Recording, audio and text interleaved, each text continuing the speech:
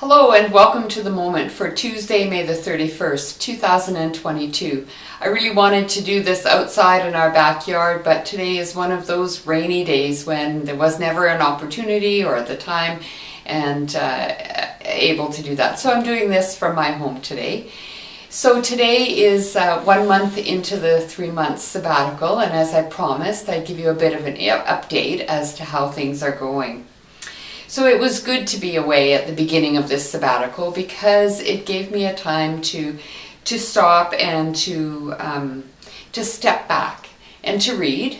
I've been reading so much, and to walk. I've walked a lot outside and in the woods and on the streets, and to begin to have the conversations that I was wanting to have with people, speaking particularly about the question, what does the church mean to you?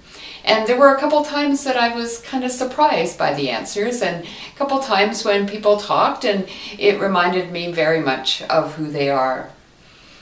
I listened deeply during that time, and that was part of what I'm doing on this time away. It took a bit of getting used to, and I have to say that my life has taken on a different rhythm, slightly different rhythm than it did before.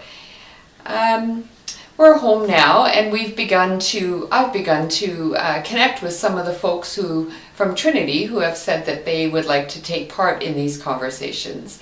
And so if you're one of those folks, or you're thinking that you might want to have that conversation with me, please be in touch, and just through email or by calling, and we can continue that conversation.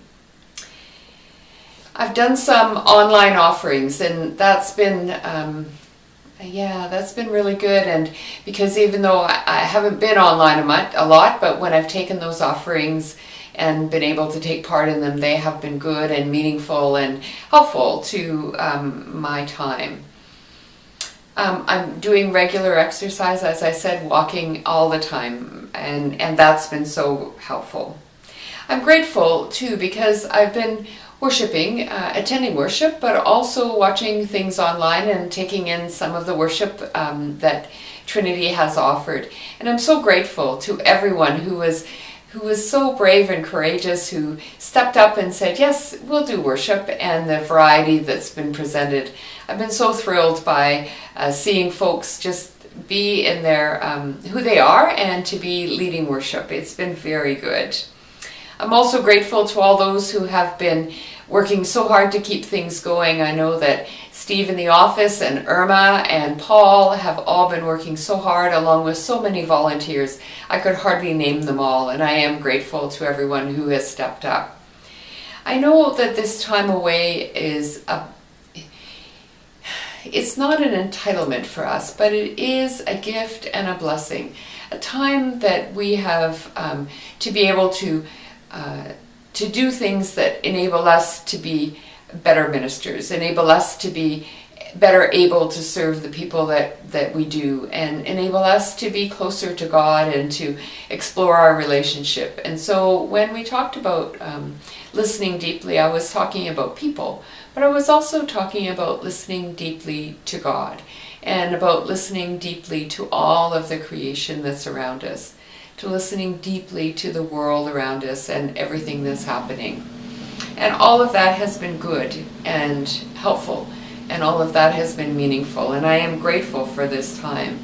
I also know that, or I want you to know, that I think of you all, and I pray for you.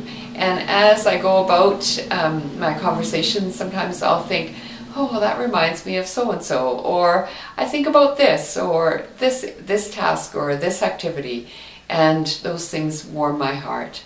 I am grateful to be away and grateful to be connected to the people of Trinity, and I hope and pray that you will know God's presence, that you will listen, take time to listen, and to hear God's voice in your lives, to hear all of creation around you speaking, to be a part of this great community that we call home, and that is Trinity United Church.